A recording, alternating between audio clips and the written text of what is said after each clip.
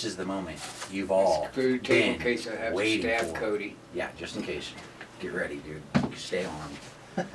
The moment you've all been waiting for. The man of the hour. He goes by many names. I mean, I can't remember any of them right now. In fact, you can't even say most of them in this country because they've been banned. So, you'll know him only as Pops. Okay? So, I left my mask at home. let's see. This is just pulled from Wikipedia here. It says you've been a professional NASCAR driver. Okay? Is it true? It's what I didn't get Wikipedia, paid. so I mean, So, it is what it but is. I was a NASCAR card holder, and I did race in South Carolina.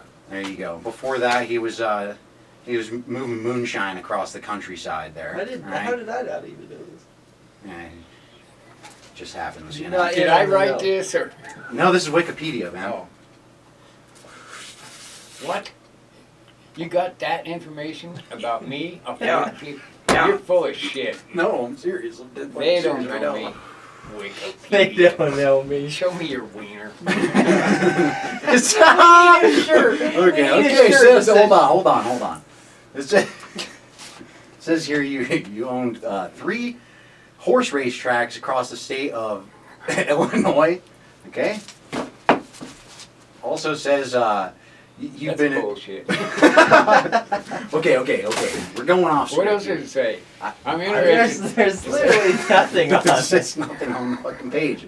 Okay, but look, we pulled all this information from Wikipedia, all right? Alright. You fucking check your shit, all right? You Googled my name. Pops. Pops. Yeah, Google Pops. Google Pops, you can find out who this motherfucker is. He's more famous than anybody, dude.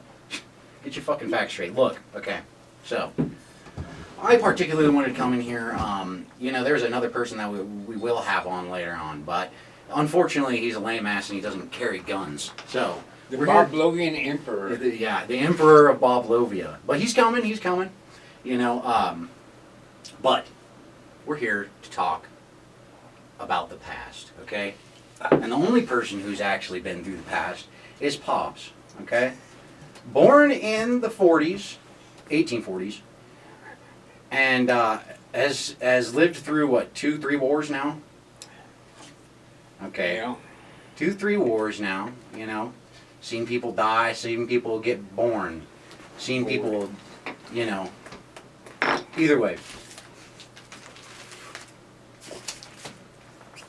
So we're going to go all the way back to the past, to 1947, when Pops was born in a little manger. No, I was conceived. He was 47, conceived in born 47. 48. Born 48, okay? You check the fucking Wikipedia, dude. It was filmed in 47. Released in It's like an old truck, you know? Okay.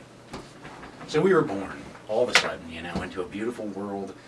There was no color invented yet, so everything was still black and white. I mean, what was that That's like? true. Well, you know, I mean, the blonde chicks had white hair. That's all I really remember. I heard back then you guys didn't like And colors too torpedo much anyway. tits. Oh, the torpedo tits. Yeah. Okay, see? We ain't been to the past, so you guys don't And understand. Bobby socks. Bobby socks? Bobby socks and Oxfords. Yeah. Black and white Oxford shoes. Well, I mean, were women a little harder They back were then? hairy. They were hairy. I They mean, were very hairy back then. hairy. And they had high waist jeans. That was the one thing that Yeah, I did yeah. not like about Right. back. Yeah, I mean, not that I was back then. Imagine how long you're just like tearing at those things, you know? I mean, it must be so annoying.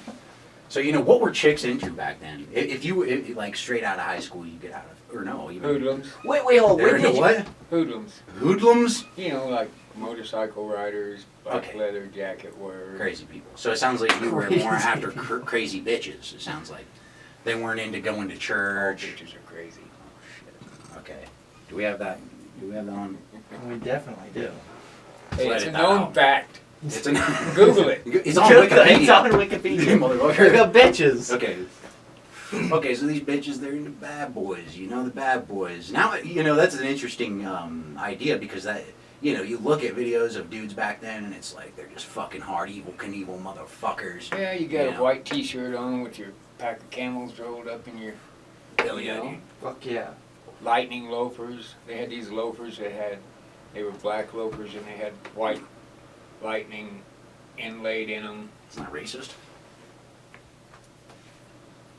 I don't know. Okay, nice. Back then it didn't fucking matter. That's the point. No, because Wait, so they were loafers? I didn't see a black person until I was like 15. Really? No joke. Wow. And so okay, hold on. So reverse back. Before the penny loafers, the lightning loafers. Sorry, Lightning loafers. you went really fast. Okay, it was before the light up shoes. Okay. They didn't light up. Of course they didn't, dude. It's back in the fucking 1920s and shit. They were black and white. They're black and white. You know, brother. Okay, so you're going to fucking school. Did you go to school? I mean, you're born. Okay, so you're born 47. Your parents don't love you. We were born in 48. Okay, 48. Your parents don't love you, so they give you to your grandparents. What happened Yeah, there? pretty much. Yeah. Did that happen pretty often back then? Because men were kind of like used as war tools, right? Well, it was after the war. It was 3 Okay. years after the war. It was after the born. war. Okay. And So- how was your pops? Were you all fucked in the head? But he was Now, the he- deacon, right? He was actually ended up being. Yeah. He actually was in the Navy, so he didn't Okay. see crazy action like that. Okay. Was it, But you know, when they came back, it was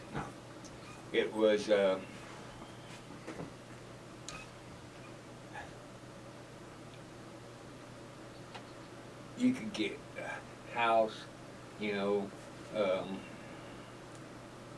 You were taken care of. You could step right into society and have something to show for your service, huh? Right, right. And a GI loan. Mhm. You go to college. You know, you Right. And that get a that used to house. mean something. Right, but a lot of guys came back just like they come back from every war, kind of fucked up and shit. And my dad was. I used to say you couldn't piss my dad off with a shotgun. He was just one of those MJ kind of people. Really. You know? Just stone Really? cold killer motherfucker, huh? Just you couldn't make him mad. Yeah. He's like, Wow. you know. That's a great quality in someone that I've never And figured he out. was like 6'4", 6'5", something What? like that. Well, Good sized man. was he gangly? No, not really. Damn. Big dude. so he was too tall for the Air Force and too smart for the Army, huh? That was the thing, huh? Who knows? I don't have any history on that. Did lose a couple uncles over there, Ike and Mike, which one of them Right. one of my aliases is named after one of them. But they were in the same unit. One of them went out, one of them stayed in. The one that went out didn't come back. So it was just kind of family history. Mhm. Most of my people came out of Kentucky. Yeah. Taking the hillbilly highway up to the steel mills and shit like that. You know, there was a big move after the war from the South, because the South was really still bleeding. My grandmother was born Christmas Day 1900, Wow. which was like 40 years after the Civil War. Think about Right. it. Almost 40 years after the Civil War. All right. You're still hanging out My with youngsters. my great granddad was in the Civil War. So, you know, Yeah, and there's a story about that dude's brother, isn't there, in our family? yeah, And this dude fought in the Confederacy, correct? yeah. They when the Yankees come through, recruiting the young men that were still at home in the South for the Union Army, they came to the old folks' home, and there was a kid there who was 15 that stayed at home to help the farm, didn't fight in the war, and they tried to sequester him into the Union Army. He refused to. They threw him over a stump in the front yard and shot him. Go blood. And then people wonder why people, And just still real- rock a Southern flag. They And- wonder why they still harbor animosity towards the feds and the Union. Right? And just real quick, what state was this in at the time? Was this Kentucky as well? Okay. Yeah. It's actually around Bowling Green. And do you know what they did for trade? Are people originally what they did for trade? They didn't. They were farmers. Mm. They grew tobacco, they grew hogs, cattle. So we've been worthless poor peasants since the... Well, I wouldn't say, you know, I wouldn't say when worthless. I was a kid, I went back to one of the old homesteads. And, you know, they were still plowing with a mule, raising chickens, just, you know, surviving off the land. But they were happy, they were, you know, it was pretty cool. Mhm. Damn good food, I'll say that. That's There you legit. go, man. And people down there know how to cook. That was one thing my dad was telling me is he works for like that billionaire guy who, I mean, he bought, I mean, I don't even know, he's bought thousands of acres out here, just like Yeah. buying them up so that other people won't basically, and they don't encroach on him. And my dad was saying, he was like, I feel richer than him because he's got to pay people to do labor to farm his Everything. food and all that shit. He's like, I do all the work for him. He's like, and then here I am raising my own meat and shit, you know. He's like, I fucking am definitely... Well, you know, that's really the interesting thing to think about because when the unions were first created was right when slavery was ended, and all of a sudden all these white folk realized, oh, all these black people can lay brick way easier than me, can plow a field way faster than me. They know all the little tips and tricks, so they had to create the unions so the white man would get the job first. When you had the poor people out in the South who couldn't even afford slaves, think about that, right? And they're still producing for their family. They're still Yeah. doing this and that. You know, I mean, it's a really interesting thing. Okay, so let's fast forward all the way back to you're born, okay? Now you're going to fucking. What was it like? Do you have fucking? Were you around when they were first getting automobiles?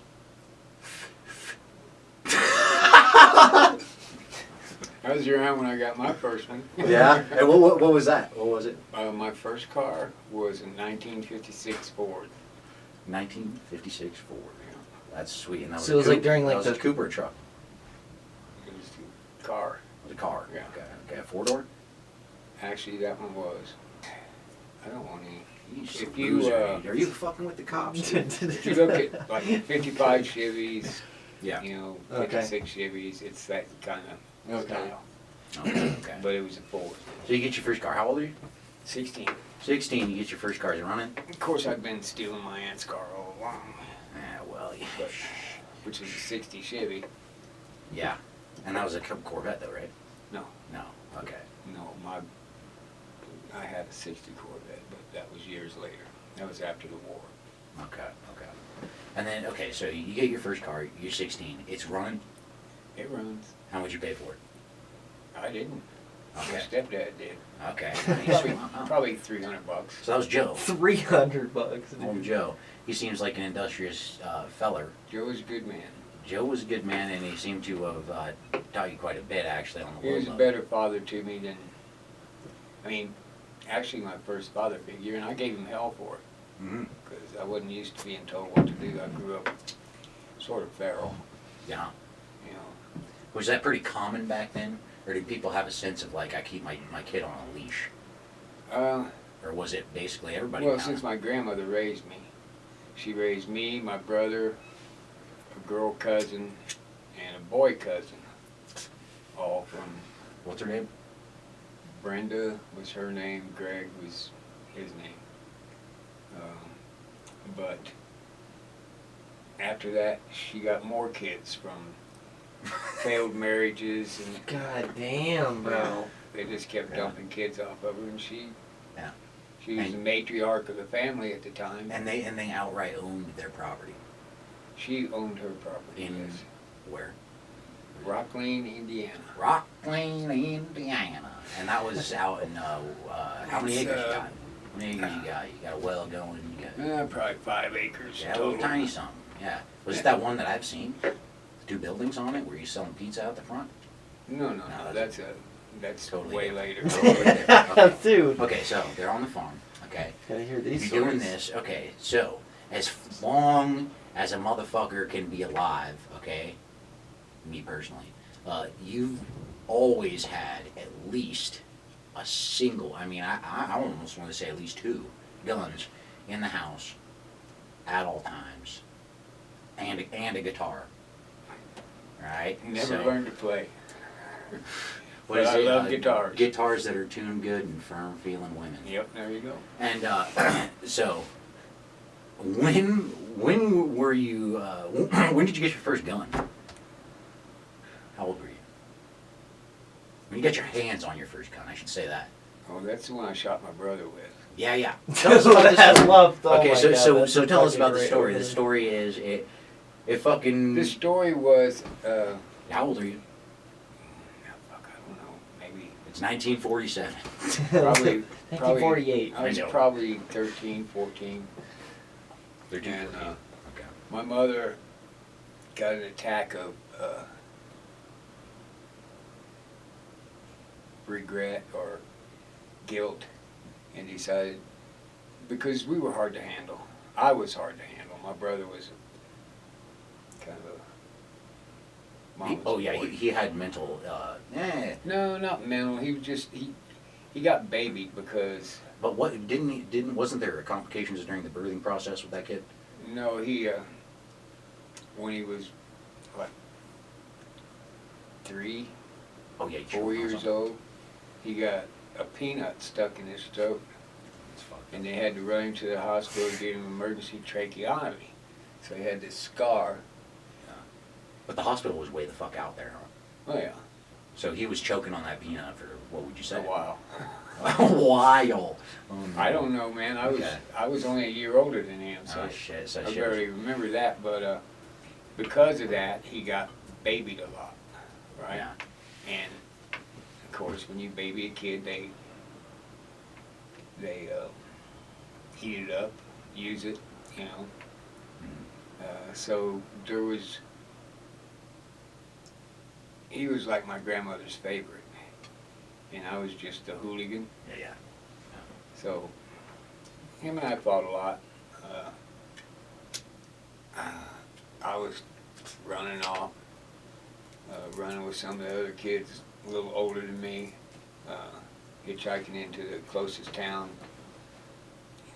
breaking into cigarette machines, you know, just doing kid shit like you guys did.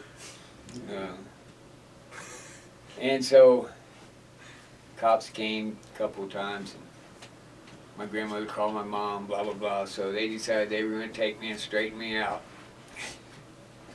And The cops. so I was gone about a year. I came back. My brother had been hunting with the neighbor and learning about guns. Well, I hadn't had any guns, you know, other than toy guns up to that point. So he wants to go hunting. He borrows 2 rifles from the neighbor, 22s. We go out hunting. He's going up a hill. I'm behind him, fucking around like a kid, and a round went off, caught him in the neck. Yeah. And I had to carry him home. And how easy is that? How easy is that? Please tell everyone how easy it is to shoot someone in the neck. How easy it is to be negligent. Super easy. And But the thing about it is, my brother never could come to a conclusion of whether it was an accident or I did it on purpose. God damn. And he probably still questions it today. He's still alive? Oh yeah, Oh Stick yeah. around. Where is he living now? in Indiana. Okay. He was raising horses. And Then so what were the repercussions for you shooting your brother in the oh fucking man, face? I was a horrible person for quite Right. some time over that, but same old story. Doctor said, if it had been a millimeter to the left, he would have died. It would have hit his jugular, blah, blah, blah. But it didn't. And so you never saw the gun for a while after that? Until I went into my stepdad. Yeah. Joe took you out shooting? No, we would close the restaurant at 3 o'clock in the morning. He had a convertible, a couple of 22 pistols. So as we were driving home, we'd spot rabbits in the headlight and Yes, dude. run them off. Yeah. He ain't gonna hit him with those those 22 pistols. Oh my god, dude. And so Joe's Diner was a fucking the Italian. It was called the Italian Garden, and it was a bar as well, right? They served It had a bar. hard booze there, boys. Anyway, we're skipping the fucking point. Okay, so afterwards, okay, so you When did didn't I really get trained with a gun? When I went in the military. into the military. When was it? Okay, skip that even. Okay, because okay, you trained with this thing. You fuck. Okay, let's talk about the first time you got a gun in the military. When did they fucking hand you a gun, and how did you feel when that happened? Well, they handed me a gun and said, "Don't shoot your brother." No, you know, we had before you really get a fire 5 rounds or anything. Yeah, You know, of course you familiarize yourself. Well, yeah, you have to peel strip and put them back together, know all the nomenclature about them and all this shit, go to class, you know, and all this stuff. But it wasn't anything special. I knew it was going to happen eventually. Would you say the squad tactics, or what makes it special? What makes military training with a weapon special, if you will, in your time? They buy the ammo. It's the amount of rounds you pull off, huh? No, it's Squad tactics, maybe? What I'm thinking. you don't get squad tactics off the bat. You learn about the weapon and you fire the weapon long before you do squad tactics and stuff like that.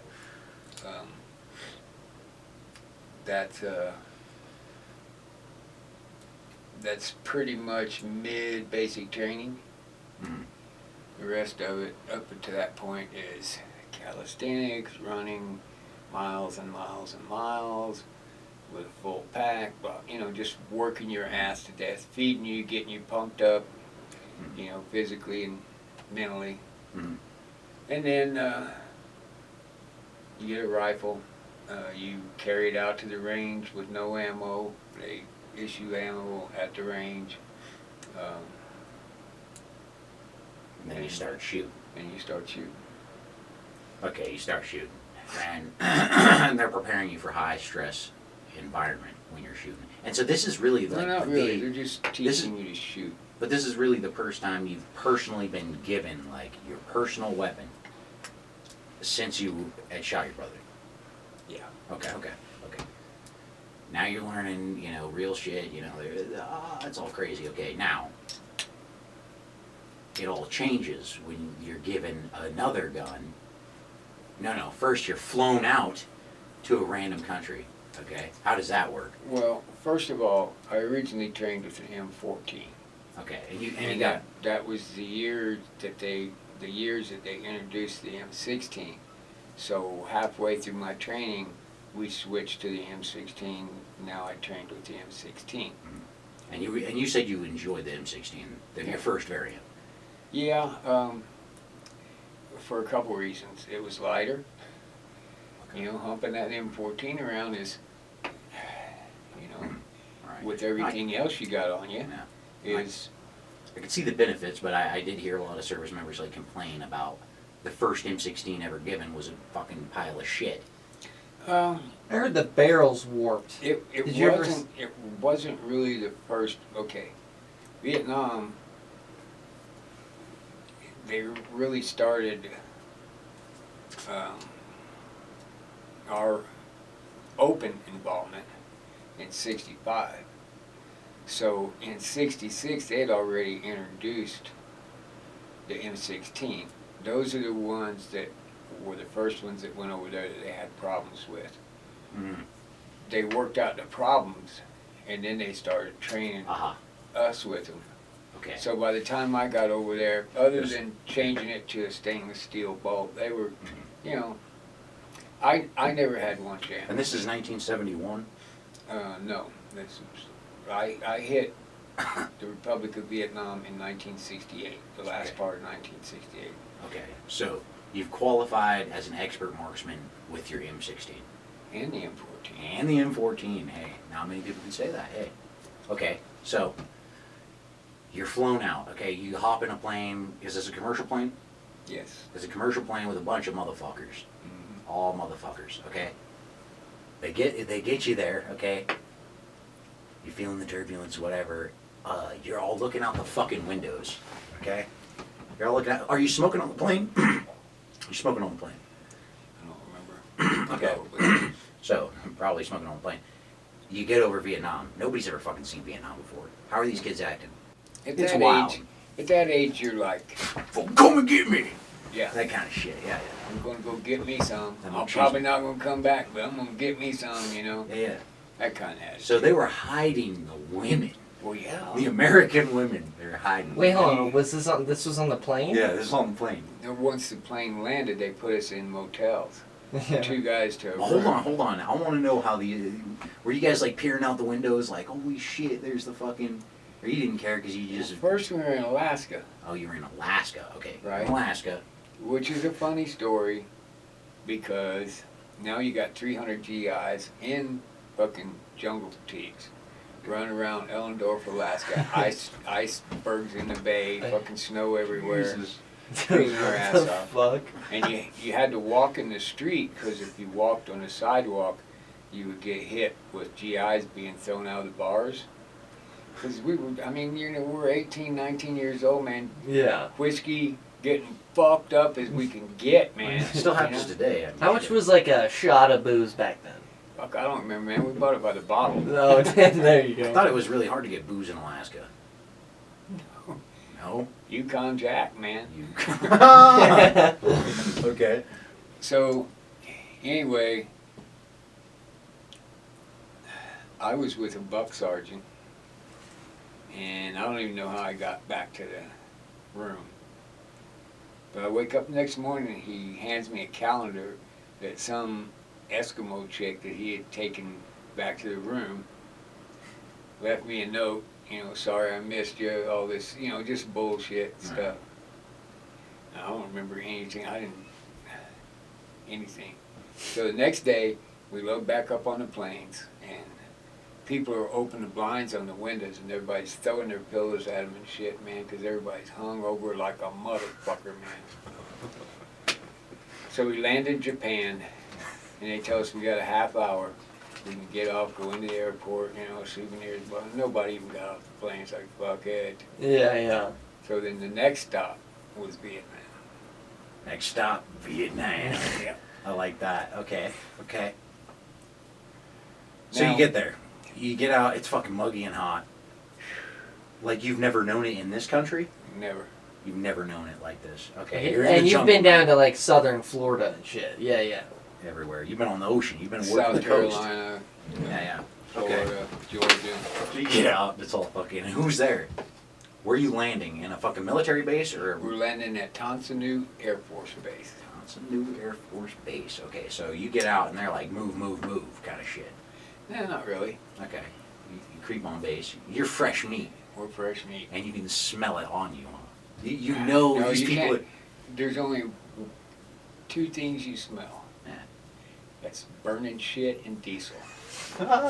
And when they open the doors of that plane, it rushes into that plane and hits you like a fucking 20-ounce boxing glove. Whoa. So that's actually And how they- they handle shit? They burn it with diesel and you Yeah. just sit there and stir it? Yeah. Oh my And god. how often does that go on?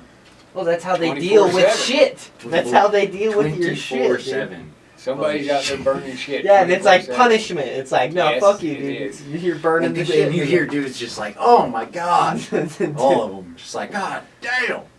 Okay. You gotta be broken by the end of the first day. Oh, Okay, you're so- broken.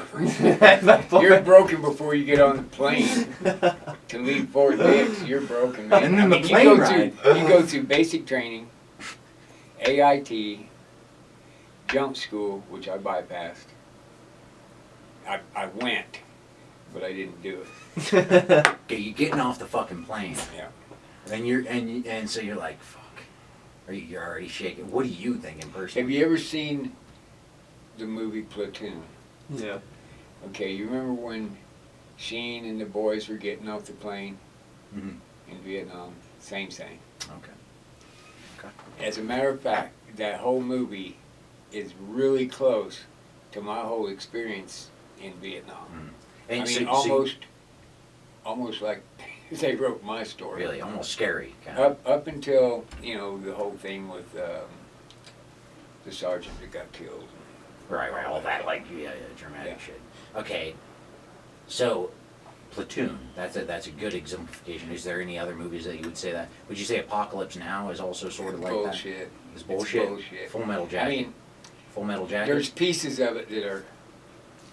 like Full scenes Metal Jacket was. close. Yeah, it was a little dramatized, but Really, it was played out. it was. Yeah, like the sniper in the tower kind of scene. Well, that kind of shit happened, but Would you say that encapsulated a good idea of what was happening in the big picture of things? Like the Yeah. whole scene where they get Well, into the sniper here's thing. the thing: you got to realize that was Marines. Right, so it's different. So, And you were in the Army? I mean, it's pretty much the same, but kind of not. So, hold on. So, are you getting off the plane with a gun in your fucking hand? You have a rifle in your hand out getting No. off the plane? No. No. You're issued, there's an armory on base in the country that's going to issue a weapon. What happens is, because I didn't go over with a unit, like say 101st Airborne, we were pulled out of jump school, AIT, stuff like that. So were you guys were replacements? Right. Okay. We were replacements. So we went to a place called Third Replacement, I think it was called. And while we were there, we had to we had to man the bunkers on the perimeter. So we were issued rifles for that, but when we came back into the compound, we turned them back into the armory. So those were not my personal weapon. It was what we used while we were there. So you stay there sometimes a week, sometimes 10 days, and you get placed with a unit. And then they put you on a truck, and they take you to, actually they took me to Long Bend, which is where Long Bend LBJ is, Long Bend Jail. But it's a big base, right? And I got assigned to the 199th Light Weapons Infantry Battalion. Which is the shit. You're a grunt. You're fucking You're a in grunt. the dirt. You're a grunt. Okay. And you have 2 weeks of what they call red catcher training. Which was the name of your Red catchers, yeah. red catchers, which is, yeah, okay. Communist catchers, red catchers. Oh, that's Aha, dope. That's aha, sick. that is sick. And we'll put an image of the emblem there. Yeah, nobody understands that anymore. But anyway, so you get done with red catcher, and what was the training? Oh, hold on. What was the training like? Was it more like environmental training? Like this is the kind of shit you're gonna encounter. This is how they fight.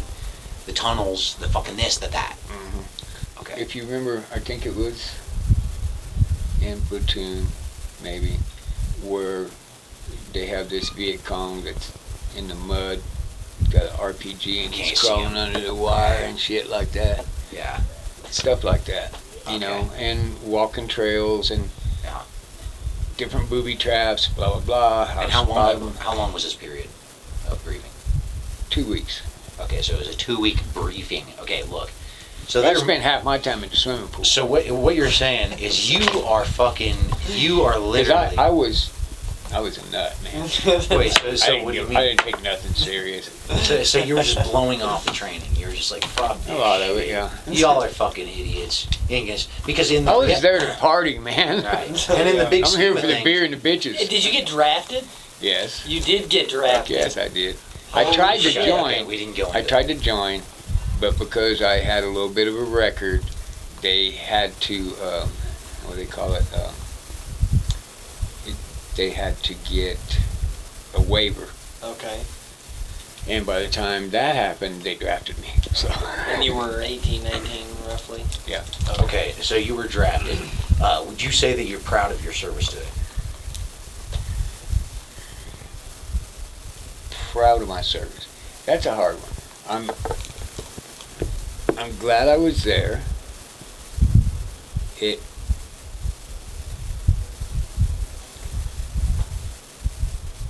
it's a big part of who you become, and it gives you something that nobody else has. You know, whether that's good or bad. But as far as my personal performance, man, I was a fucking, you know, I'm just happy-go-lucky, just like, Kind of the same where's way. the bitches? Kind of the same way as school. Yeah. A bit. Because you're Yeah. still a kid. What age are you at this point? I was 18. 18 fucking years old then. Okay, so did you ever at the time? Because this shit is moving quick. I mean, basic training, boom, boom, boom, boom, boom, and then they're just moving you through all the steps. All of a sudden, you're fucking staying in Vietnam. All of a sudden, trying to get trained by these fucking assholes who are telling you this is how these fuckers are gonna move. Okay. Did you ever get the sense that they're literally just trying to put bodies on the field, Oh, yeah. and you knew you were just a body? Yeah. And so that's the kind of feeling you were getting flying over into Vietnam here. Okay. Flying into Vietnam was like going to a huge concert in my brain, right? It's like, wow, fucking Vietnam. Fucking sick, Viet-fucking-nam. Look at them bitches. Really? Yeah, damn. Really? So wow, that's an interesting concept because, okay, so was it the thrill of war? Was it the fucking just seeing the other culture? It was the stupidity of a young man going, I'm here to prove myself, and this is going to be epic. But surely, And it was, but not like... yeah. but surely that was thoroughly understood by higher powers. And Of course, and that's why manipulated and that's why exploited. we use kids. Right. That's a Right. good point. Damn. Right. You know, you can glorify all that shit, you know, put heroes out in front of them, motherfuckers want to go and show them what kind of... I'm a fucking man. Yeah. You know, No, I and got that's- it. Yeah. Yeah. You know, that's Yeah. the reality of it, you know. Will, this is one of the questions I was going to hold off till later, but do you think in this kind of scenario that we're in right now and the mental capacity of kids these days, do you think that they should increase the age for adulthood to 21? Do you think they should? Including Including getting drafted. including getting well, you can't. Well, you can't be halfway. No, you yes, can't be an yes, adult you're right. halfway. 100%. You get a drafted to 21, and also Let me ask you this. Yeah. What's the difference between 18 and 21? a whole fuckload, I was gonna say a when whole shitload. when dude. I was 18, 3 years? Everything, dude. 3 years? Wait, what is it? 3 yeah, years. 3 years. Yeah, 3 years. That's No. it. 3 years. No. 3 years don't make shit difference. Now, Dude, when you're young, though, it does. no. Listen. 3 years being drafted at 18 and going to Vietnam is not 3 years like in the States. You don't grow up that much. Dude, from 18, what? You get out of high school, you go to college. What do you do in college? Right? Yeah. If you don't go to college, you're just hanging on the streets. What do you do in the streets? You're just fucking doing the same thing you're doing at 18. You know, you ain't no... Hey, when I was 21, I was working in the movies, so that's where my 18 and 21 is huge difference. But it is kind of a dead area where people are like, I don't know what it was. You know, even No, if you no, are I going would- to college, yes. you're doing something. I would right. agree. Yeah. So, I would consider 21-year-old... I mean, we had guys that were 21 that had gotten drafted and sent over there. But, you know, well, I will say the massive majority of folks in the armed service these days are in their between 20s. 18 and 20, I believe. So if you were to increase that age to 21, a whole You usually chunk. don't see combat nowadays at 18. And I'll tell you why. Because the game now is, if you go in at 18, you go through your basic training, AIT and stuff like that. Then you pick up another school. And another school, it's kind of like college, right? So by the time you waste time doing all these schools and stuff, you're 21, 22, 23 years old before you ever get sent into a combat zone. Look at Matt. Now, he went in late, but still, how long is it going to be before he hits ground. get right? sent into camp, you know? Yeah. Hopefully never, you know, but Yeah, dude. Amen. But we're being deployed.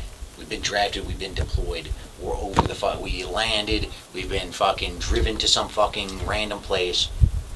We're in a unit. We got our weapon. Okay. they issue your, okay, when you go to You're in your your unit You've been headquarters. briefed already, or whatever you call it. You were chilling in a pool tub or something. well, that was during, well, I was supposed to be doing the red catcher training, but Yeah. And there's free beer. Yeah. Yeah. Fucking. It's hot as shit though. except at the clubs, like you have an enlisted men's club and a NCO club. All right, we're enlisted guys aren't allowed in the NCO club. Okay. Oh, sorry, Mike. My bad. Don't worry. You got a cameo there. Huh? Yeah, yeah, We're yeah. filming? Yeah, yeah. Oh shit. Paparazzi, dude. So, anyway, Just you getting get. flashbacks now.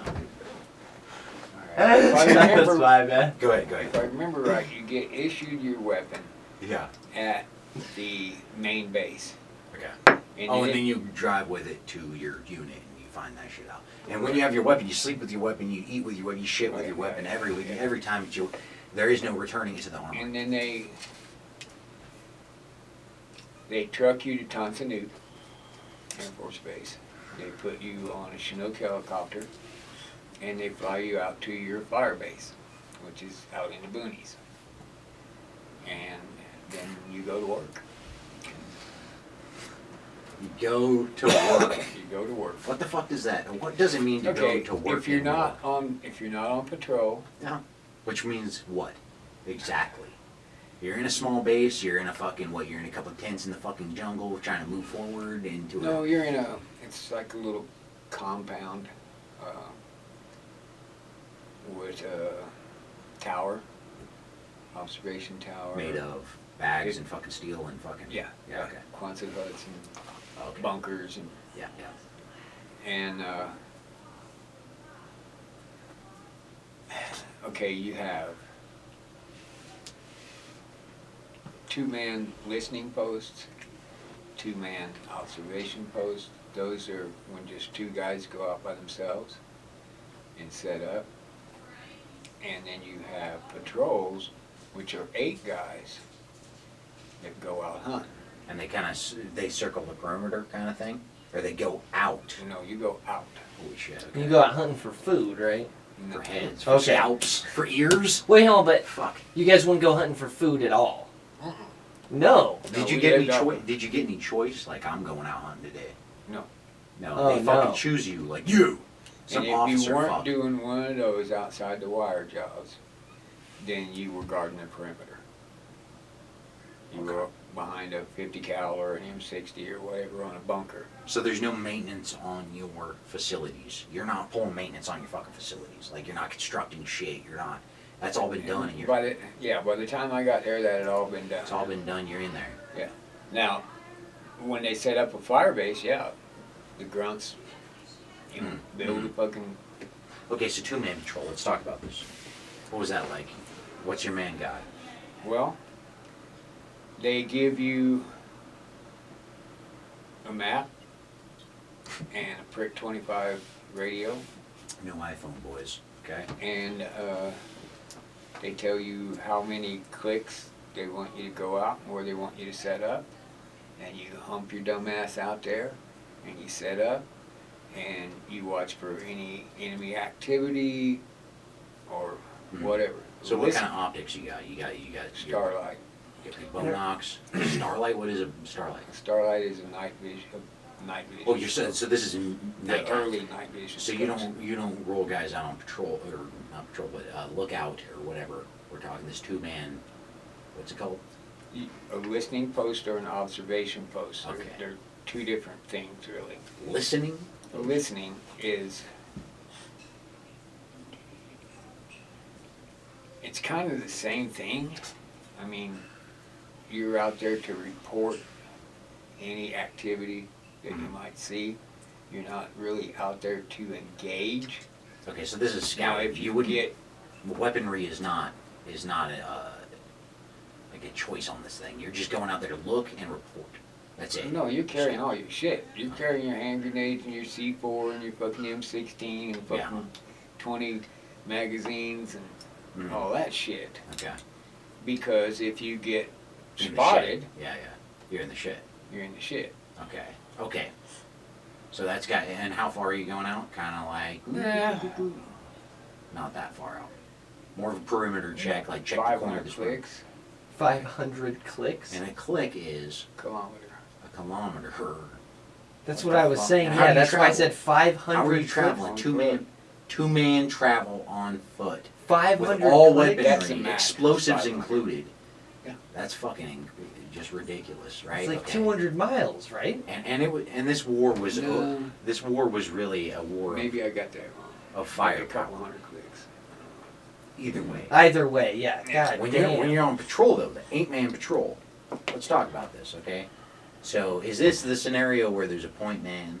There's a fucking, sometimes you're single file, sometimes you're spread out, sometimes you're in a paddy, sometimes you're in the forest.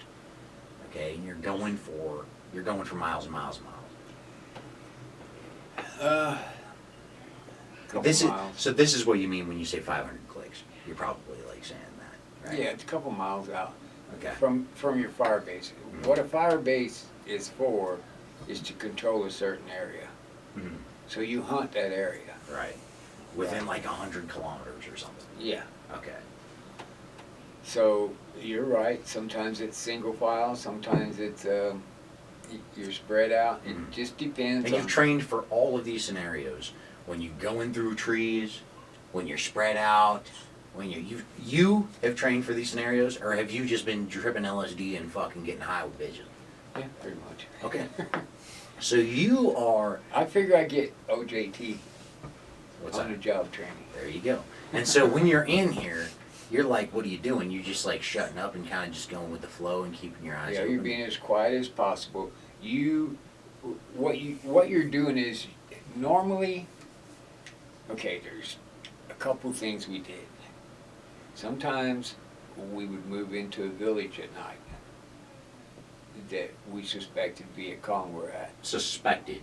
Right. Okay. Well, through intelligence. Mhm. And, try to capture or kill.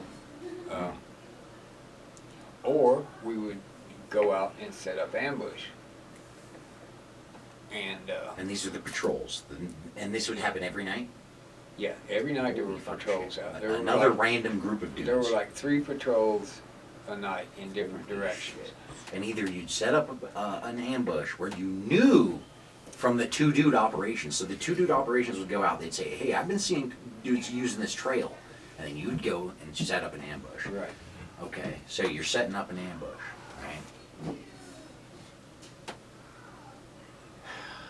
How long are you fucking sitting there, dude? You're All fucking night. And you can't go to sleep, right?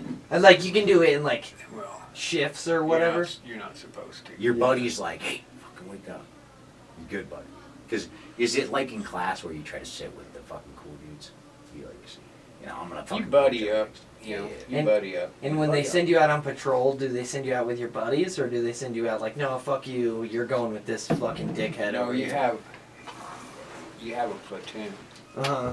Right, you So do. it's And you're sleeping always- with these guys. Yeah, it's always the same guys in the platoon Mm-hmm. until you have to replace one.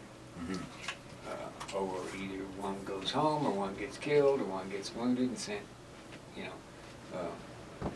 But yeah, it's a platoon, and you have a platoon leader. My platoon leader was a second lieutenant.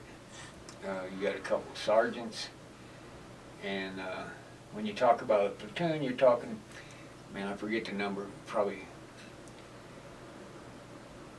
maybe 20 guys, let's say, right? So then you got squads within those 20 guys. And you buddy up with your squad, naturally. Well, you go out with your squad. You're always, whatever you do, it's either you and one other guy from your squad, or you and the whole squad, setting up ambush, or whatever. Squad is like 8 guys.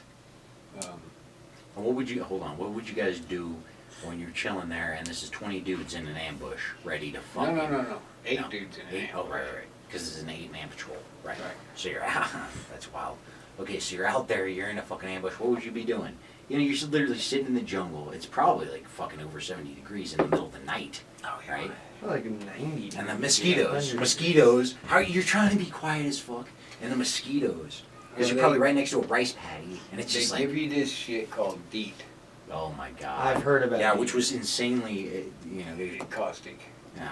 And it like and- burns your skin is what you mean, It would right? take the paint off your car. Yeah. Like that. Damn. No, dude. really. Yeah, It will. Yeah, and they would give you, because there's a percentage of DEET in regular bug spray, Right. but this was like 70% DEET Yeah. or something, which Yeah. they only put like 1 or 2%.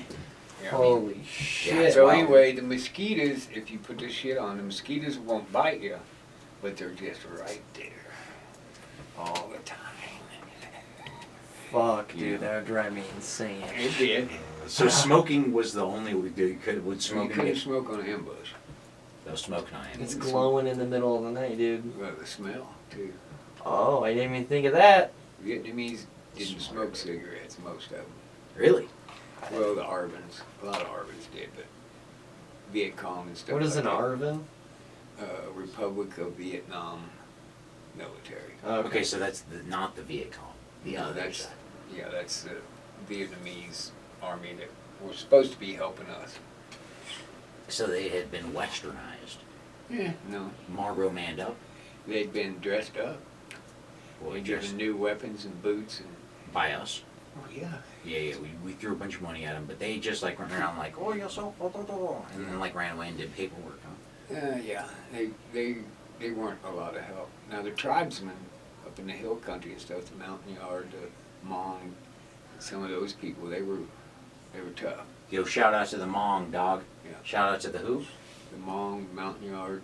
Mountain Yard. Shout out to y'all, dog. Keeping it real, okay? But seriously, Arvins, I mean, so these people were fighting for their own land. They owned that land, and they were like, "Fuck you, get the fuck out they of were here." fighting for what they could get, man. Really, they were They fucking would take ruthless, their- motherfuckers. They would huh? take their pigs and their women and their babies with them out to their fire bases and stuff like that. We, Wait, somebody Right. else's pigs and babies and women? huh?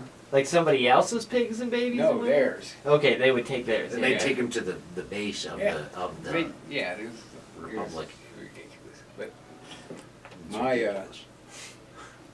my first ambush, this was like, I was in the fire base maybe 3 days. Yeah. And, Damn, 3 days in, you get ambushed. Or and whatever. So we had to send out a patrol, ambush patrol.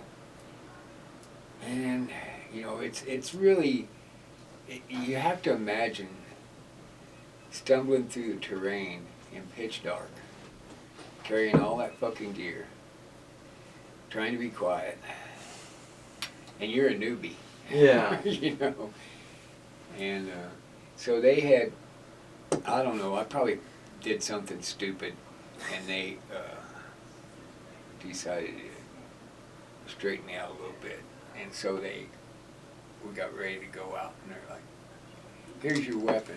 And they handed me this 90mm recoilless rifle, which is about 5.5 feet long, this big around. It's like a bazooka, but it's a recoilless rifle. Usually they're mounted on Jeeps and shit like that. But we used them because they fired what we call flushette round, which this much, the shell's about this long. This much of the shell is a bunch of pencil lead sized flushettes about this long that are spiraled. Is this what's called Walls rocket? No, No. all inside that shell. So when you shoot it, it just gets everything out in front. God damn. And so here I got this big heavy motherfucker. I'm the littlest guy in the fucking unit, dude. Literally. My ammo bearer, which is carrying 3 rounds for this fucker, is like this big old fucking strapping dude named Shoot from Michigan. Anyway. And he's like 5 inches taller than you and shit. Oh yeah, he's probably 6 foot. Just a strapping young man. But anyway, so that's when I got the back blast from the 90, was on that first ambush. The recoilless, when you fire it, it sends all those flechettes out front. But the back blast goes out the ass end of it. So Which this is- causes the so this recoilless. really is like recoilless Right. because it goes blast both ways. Right. Oh. Because it's such a huge round, if it wasn't recoilless, it'd fucking kill you. And Just so the you're kick. laying prone, okay? I'm laying alongside the weapon. And you got it alongside. Yes. The weapon, there's a dike. We're behind a rice paddy dike. And the weapon is sticking over the dike, laying this way. Shoop is on this side. I'm on this side. And the way you're supposed to fire that is you either need to be laying like this or you need to be on your knees with that thing on your shoulder. You don't want to get behind it. Well, I'm laying alongside it. My, part of my body is back behind it. So, time. Yeah, you're fucking mosquitoes, around. you You're dropping the thing because it weighs a So bit. sometime during the night, I want to drink water. So my pack and stuff was on Shoop's side of the weapon. My M16 and myself and what I still had on me was on this side. So I go, Shoop, hand me the canteen. So he gets the canteen. I kind of roll to get it, and I look out in front of me, and here these motherfuckers come, man. But, like I said, I'm like this, right? Well, they're like this. how So far they're- away? When I first saw them, they were probably, the closest one was probably 50, 60 feet. And the approach was different than what you had expected. Well, we were lying this way, Yeah. right? So they were farther Oh, they're out. parallel almost to on- you. Almost. No, they were coming at an angle. So they were closer to me down here than they Ah. were to the guys down here. So I couldn't move. They were too close. They would have heard me move, and that would have blown the ambush. They hadn't hit the trip flares or claymores yet, right? So I'm like, fuck, this shit's real. Oh my god. No, I mean, that's really the thought that goes, this fucking shit's real. Yeah. Yeah. And is this the first time you've engaged someone at this distance? It's the first time I've engaged anybody, anyone. period. Yeah, I think that's what Okay. he's saying. So anyway, I decide not to move. It's like, okay, if you remember Platoon, when his buddy falls asleep and he wakes up and Mm-hmm. all of a sudden he sees movement out there and he's trying to be, that's how it was. You're just Yeah. like, fuck me. Right. So our orders were, if a trip flare goes off, if one of them hit the trip flare, then of course they know there's an ambush, right? So when that trip flare goes off, you cut loose with everything. And that's to see. The trip flare is there to see things when they lights up. Yeah, it's It just also to let blows you know up. somebody's in the wire. Okay. Now So you we know got, they're at the location that you want them to right, be. we have trip flares. Okay. To signal if someone's crawling We have out. trip flares, say we're back here. We have trip flares out like this, from one end of the ambush to the other end. And then behind that we have claymore mines, which are we can hand detonate. Okay. They're also on a tripwire. In case they miss the tripwire for the flare, they'll hit a tripwire for the claymore, blow that, and it's the same thing. Yeah. Right. So, all of a sudden, one of the guys on this end of their column hits a trip flare, and we bust loose with everything. I fucking fired that fucking 90. I look up, and I'm like 8 foot behind the weapon. Well, I didn't think, you're not thinking then. You're just Yeah. fucking reacting. So I'm up to my fucking, the dike, grab my AR, my M16, and just start fucking spraying over the top of the dike. And they yell, fire the 90 again. And I tried to roll over to get to the 90 and realized that my leg was stuck to the ground. And I looked down at it, and half my boot and my pants up just past my knee were gone. And it's dark. That's why he's got a peg leg. So all you can see is black, right? You can't tell Yeah. it's blood or anything, you know. So this night, there And was you're- no moon, there was no, like, the No. starlight was weak. Yeah. Okay, so you really couldn't see what was wrong. And with you can't You feel can anything. see their shadow.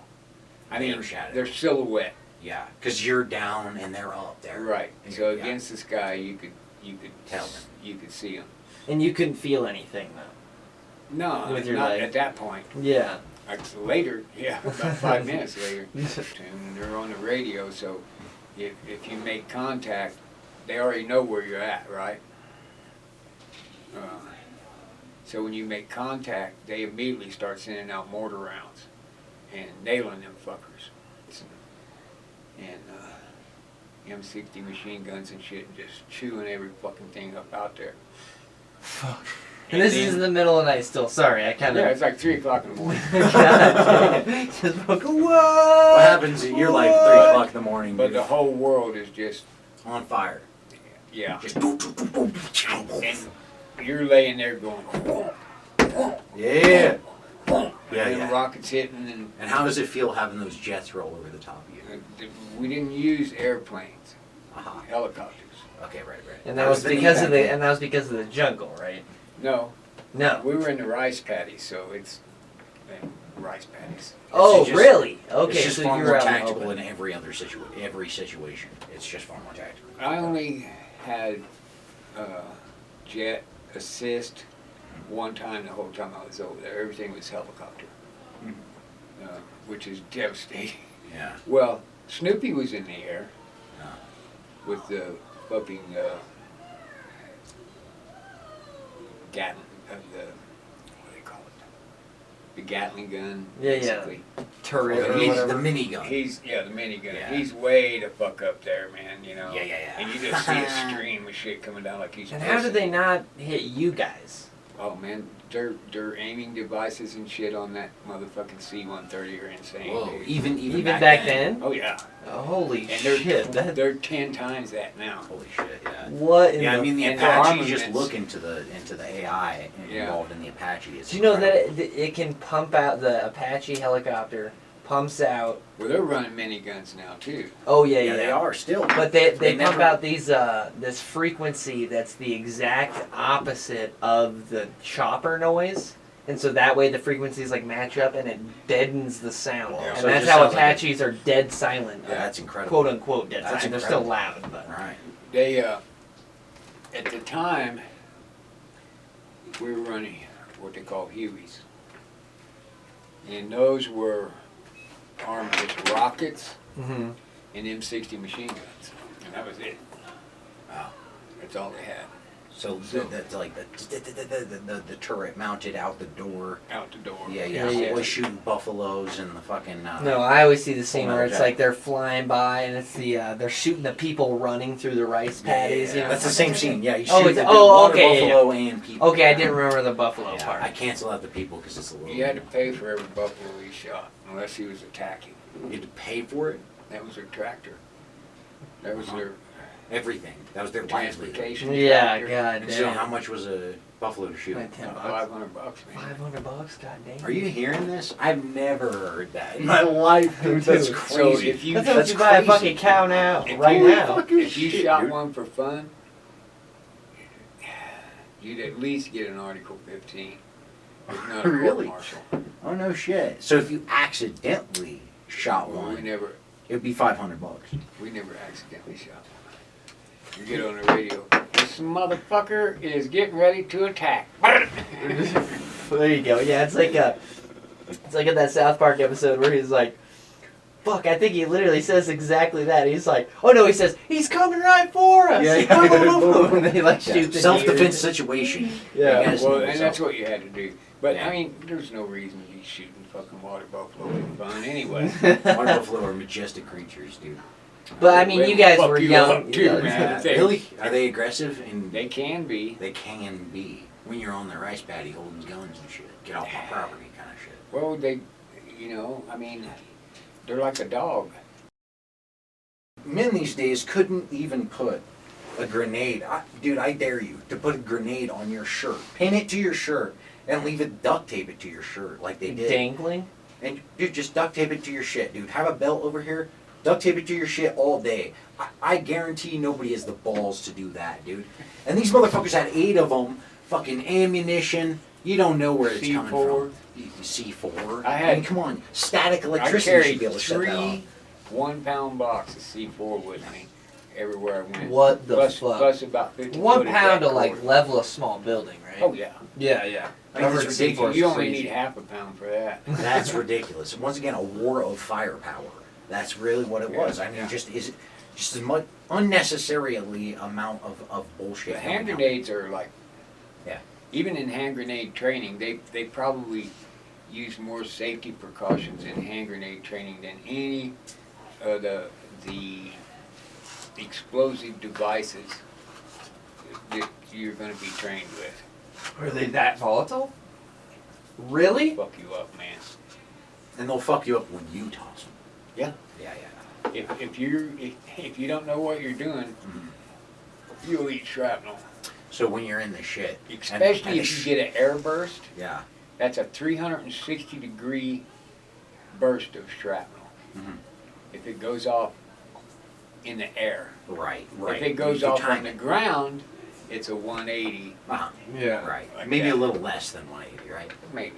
Is that what they train you for? Because you hit the ground because it's a little less. Than Yes, you get slammed to the ground by your instructor. Once you fucking, the grenade range is a big concrete bunker with a wall to get behind and all that shit. And the instructors, they're trying to stay alive. Yeah. They're worried about some dumb motherfucker Right, exactly. dropping a something, grenade. yeah. 18-year-old motherfucking dipshit. I Yeah. didn't even think of that. The guys Disney that have to kid. fucking teach you that Yeah. shit. Yeah. I'm like, motherfucker, gonna die Fucking on Disney some kid. stupid And when shit. you pull the pin and you dink it and you heave it, they slam your ass to the fucking ground mhm. and go down with you because Right. these are That's your live only grenades. This is not. Yeah, this is not a joke, and this is No. the first time you've ever done this. Yeah. Yeah. And so, okay, so you're staring through that thing. By the way, standard issue M16 comes with the gas block sights, which stands real tall on the barrel, and then what you've got is an adjustable Rear. back sight on the rear.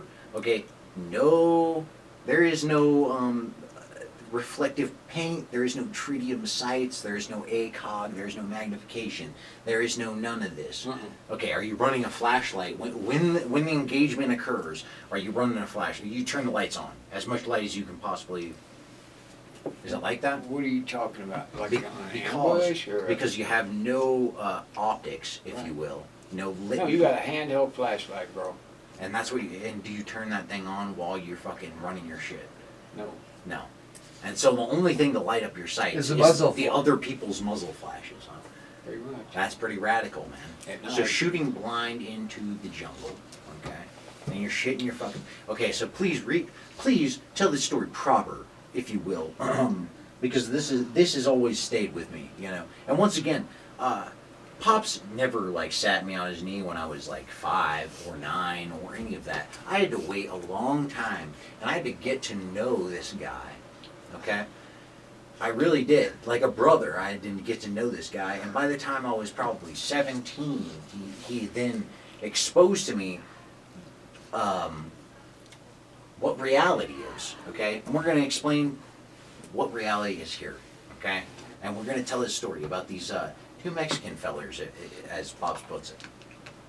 Well, my unit was originally a Texas unit back in the Texas. day. Okay. So a lot of the guys that were in my unit were from Texas. I was a replacement.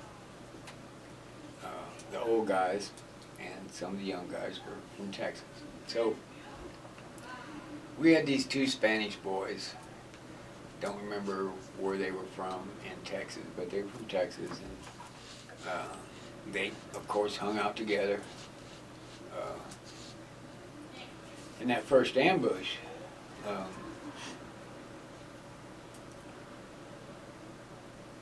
after we had fired the 90 the second time, and I'm up there throwing magazines into my M16 and just fucking melting the barrel off that bitch. I look over, there's me, the gun, Shoop, and these two Hispanic boys. And they have scooted away from the dike because a dike is built like this, right? So if you're close to the dike, you're a little higher because of the slope of the dike, and then it's flat on the top where you can walk on it. So anyway, they had scooted back so they could lay flatter, and they were praying and not shooting. They had the rosaries out. Huh? They had little rosaries. I couldn't see that well, But they were down there and but they you know, praying I to could the hear Lord. them talking to their mother and praying to Mother Mary and all this shit, you know.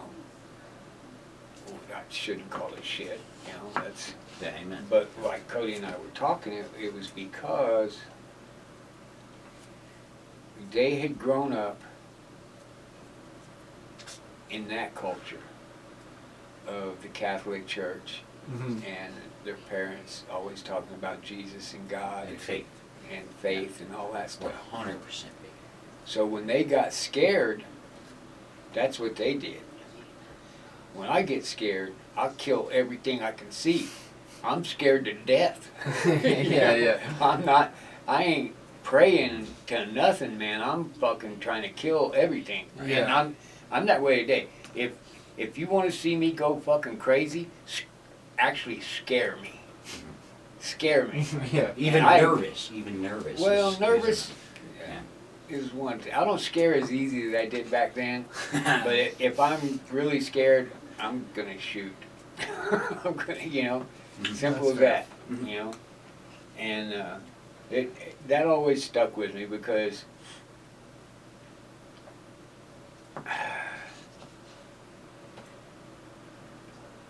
do you pray before, during, or after?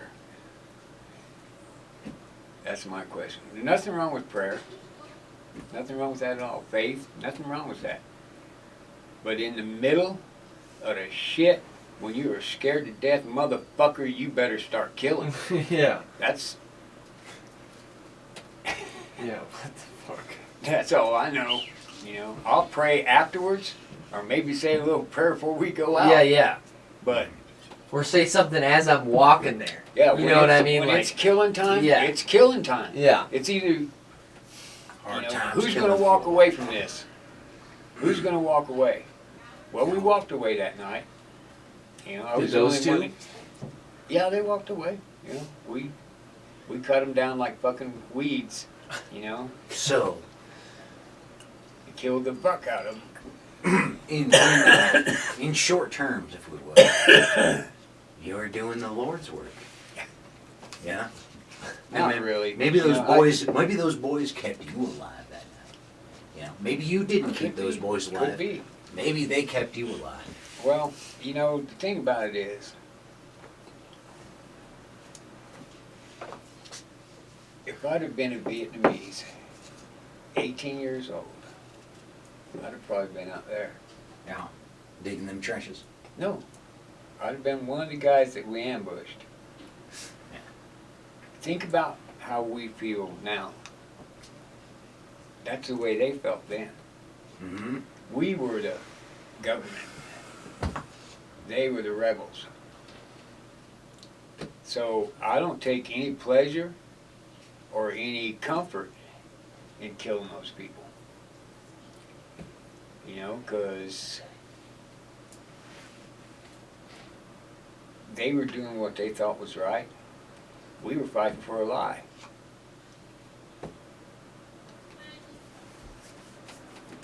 So, war is hell. That's how it is, I suppose. Well, when it's killing time, it's Ain't you or no time. them. So you got to throw all that out the door. You think about it later, but at the time, you just do what you got to do. Mhm. Stay alive, you know. I mean, we had them outgunned, outmanned, outsupplied. We had them out every which way you can think. We had helicopters. They didn't have any air whatsoever, you know. Just shooting rockets down on them and shit. Yeah, Yeah, just goddamn. fucking hammering them, man. Just turning them into fucking mush. A lot of guys come back hating the Vietnamese and stuff. It wasn't me. Because, Yeah, you always told me, you always had respect for the fucking culture, and you always had, like, more respect even than the fellow American, you had more respect for the people that were of the Vietnamese culture, and, like, the shit that you saw, and the shit that you were influenced by, it's like, this stuff is huge, you're melding cultures, and, like, the honor involved. I mean, imagine if it was us. Imagine if we had a rebellion. Imagine if some massive fucking country like, imagine they countries come, like the imagine UN. they come to disarm us. Mhm. Because that's what we were doing, basically. Wow. If we could Was that the mission? Oh, I guess yeah. With rebels, the whole point is So to anyone disarm them. armed was a combatant, and they were ordered to be shot, right? Well, I mean, simply that's yeah, if you go in a village someone's armed. That's and a find combatant. any guns, they're gone. Holy shit! I didn't. They're know gone that. in the sense of you're taking them all, or you're killing We them either all. blow them up or we take them. We would find caches in buried 55-gallon drums in rice paddy dikes with weapons in them, wrapped in cosmoline, in water. And it could be rice, it could be guns, it could be whatever. We took it all or destroyed it. We didn't want them, we didn't want them to eat, we didn't want them to fight. And usually when we find that stuff, you didn't find the people. You just found their stash. And They were coming. They knew They who had the intel, because they're not really they that got advanced. scouts out there. Yeah, watching all the time. Right. So it could have been they moments. would booby trap anything that they thought a GI might pick up. Mhm. A doll, a weapon, Trinket. anything that. The can of spam. GIs were horrible about souvenirs. Yeah. The can of spam is the one that I always remembered. Yeah, can of Yeah. spam, They love spam. a fucking ammo box halfway open with a piece of paper sticking out of it. We thought that'd be intel. You seen the movie? It was, that was in Platoon 2, where the guy is going through the ammo can with all the paperwork and stuff, and he gets down to the bottom, trips it, and just creams it. And you've told me that they would like watch you during training and stuff. They'd like send you into a village, right, like a fake village. And if you even went to go reach to touch something, they'd be like, no, fuck. Yep. They'd scream at you and be like, don't They fucking touch They it. had whole Vietnamese villages built at Fort Benning, Georgia, and that was our training, was go into these villas. Mhm. Okay, so let's talk about. Going out and checking the bodies. Okay, so after an engagement, after a firefight, after a ambush, after a what else? I mean, A killing. a killing, because this is killing time. Okay, nothing else matters. You're just a young kid, 18 at this time. You turn 19. Do you have a birthday in Vietnam? You had a birthday in Vietnam. Motherfucker, this guy. First, tell me about this, dude. How was it? Just like another day in Viet fucking Another Nam. day in Viet fucking Nam. You son of a bitch. No, nobody's saying happy birthday to you. Nobody knew it was my birthday. Except What's me. your birthday? August 2nd. And you didn't tell nobody, hey man. my fucking birthday. What, you think they're gonna make me a cake? In the fire base? We're gonna have a fucking birthday party, yeah. Dude, you're a hard motherfucker, you know that, dude? Okay, so let's go with this. Okay, so there was no birthday in that year. There wasn't no party. Wasn't no fucking party, I'll tell you that. But a much. week later, Okay, so by this point, mine's changed. Because mind you, he's been injured and then back into the field. Okay? well, first of all, So your mind's changed. Okay. After the ambush and after we checked bodies, the CO and some more troops came out to hook up with us. And once the ambush was over and you cleared the bodies and medevaced any survivors or whatever, then you have to change positions because now the whole world knows where you're fucking at. Yeah. So the CEO comes out, you know, and he goes, "You all right, son?" And I go, "Yeah, I'm all right, you know." And he's like, "Can you make it till the morning? We're gonna have to change fucking positions, and we're gonna have to low crawl to do it, because the fucking Arvins had a fire base somewhere out there." And they are traversing the area 360 degrees with a 50 cal because they're scared. Scared. Because we just raised all this hell out there. Yeah. They don't know what's going on, so they're just not taking I hear a fucking. There's like a false alarm going on. They're like, holy shit, get out there. Okay. Yeah. Well, they're not leaving their fire base. They're firing from inside the fire base, but they're Yeah. firing a 50, Wait, it like nothing, just randomly? Yeah, out of 360 degrees, man. Right? So you can't stand up. Oh, fuck. So when you change... Oh, I keep forgetting you're in a paddy. Yeah. I keep picturing the jungle. No, this time we were in the paddy. And so we got a low crawl. I don't know how far, man. A long way. And set up again. And then come morning, they medevaced me to an aid station, which was called Fishnet. And it's kind of strange because the first thing I remember about it was they had me on a stretcher in the operating room. Sorry. And they, while I was in the field, we carried field dressing with us. And so either I did or somebody else bandaged my leg a little bit. So anyway, they take the bandage off my leg, and I kind of raise up to look at it and stuff. And they go, "What do you think?" And I said, "It looks like a raw hamburger." And that's what it looked like, just like a plate of raw hamburger, you know. And they go, "That's not so bad. You want to see what the guy on the other end looked like?" And they whipped this curtain back, and one of the Viet Cong that was is laying there. He's not going to make it to Saigon. And it looked like somebody had gone over his whole body with a lead pencil, a sharp lead pencil. And you know how when you stab yourself with a pencil, it leaves that little black. Mm-hmm. That's what it was, because those things are so hot, so fast, that they cauterize themselves. And those are the little things in the 90s? The flechettes, yeah. Hold on. Slow down here. You were right next to the guy that you Yeah, like shot. to that box. No, you shot him. You know that. Because it was Yeah. the flechette round. Yeah. Yeah.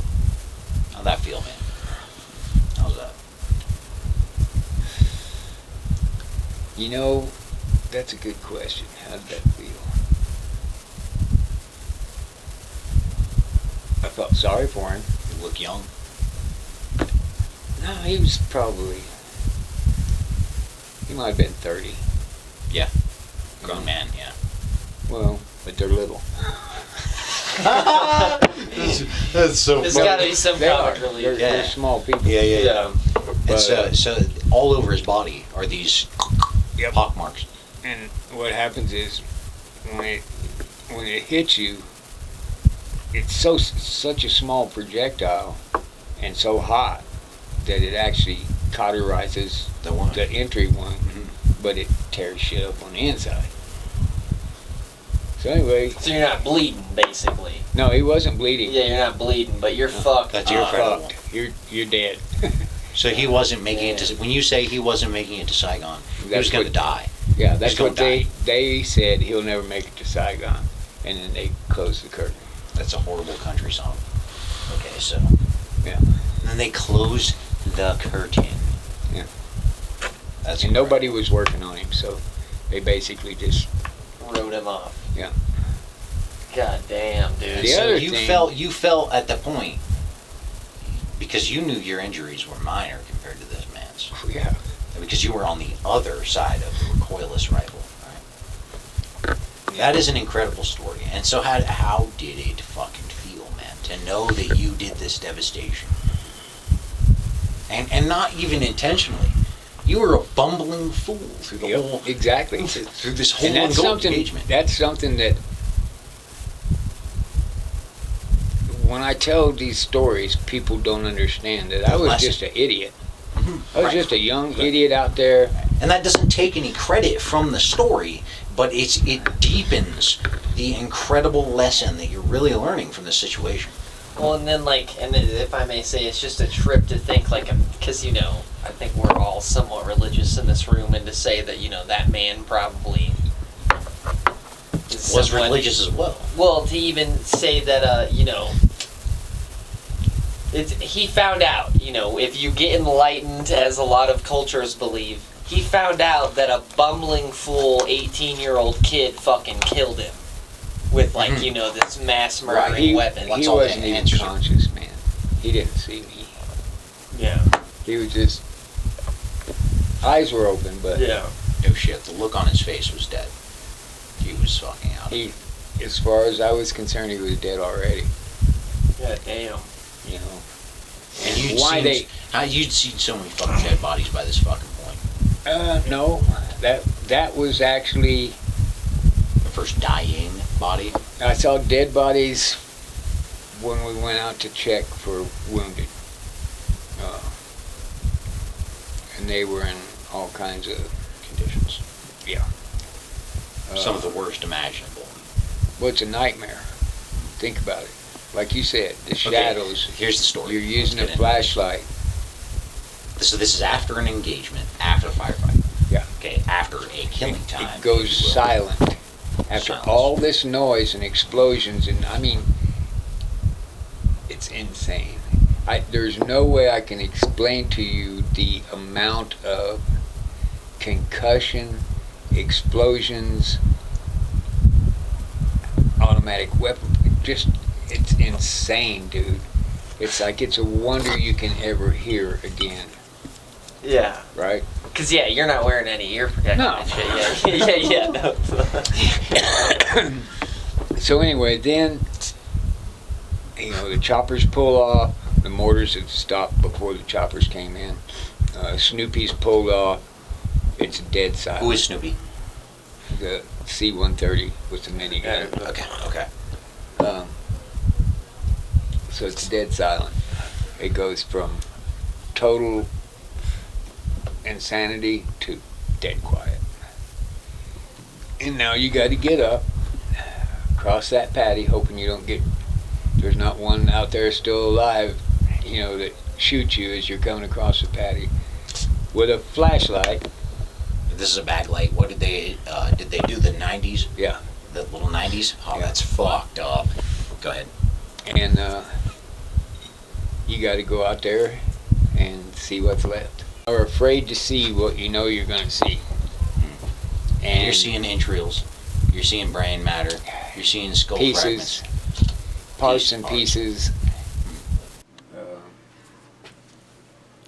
And as you're approaching it,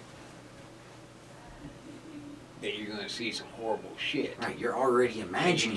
Yeah, exactly. It's the psychological, it's the head game. You already know what you've done, and you have to now take accountability in some sort. Well, you walking into you it. have to eat it.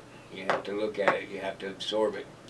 And that's like I said, that's the hardest part of all of it is, and then later, like when it was on the stretcher, at the aid station and stuff. Later, you start thinking about how those guys were the same as me, 18, 19 years old. Probably had girlfriends. Some of them married, had kids. Patriotic. They were fighting for what they thought was right.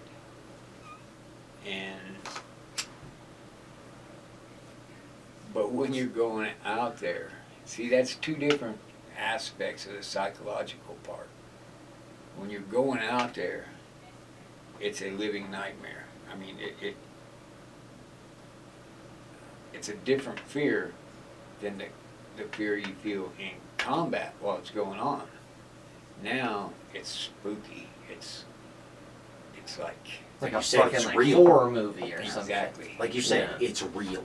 You all of a sudden you get that fucking click. Like, this shit is real. Yeah. All this shit. I didn't want to go out there. I And did so when you not say you're wanna looking go for the out there. wounded, you're looking for you're wounded and they're wounded, or No. just they're wounded? Just they're wounded. We And then broke this is to ambush bring on them back. If any were alive, we put them on a chopper, medevac them to the aid station, which is how my guy Mm-hmm. got there. He was still alive, and I didn't find him. Yeah. So Yeah, we guys. take care of their guys. Yeah, if they're alive, we try to fix them up, and interrogate them. But the interrogations, Fishnet was one of those places where everything was separated by hanging army blankets. Like my bunk, once I got out of the operating room, my bunk was just a little square of army blankets in a bunk. But I could hear screams and all that shit the whole time I was there, from back where the CIA and military intelligence were interrogating prisoners and shit like that. And it was like, that wasn't fun either.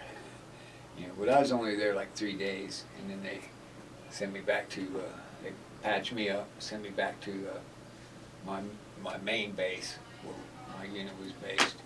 And I stayed there for a while, and then I was under a doctor's care. The doctor hadn't released me.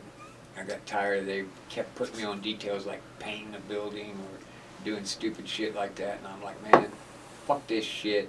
I hitchhiked to Tonsanoo, jumped on a fucking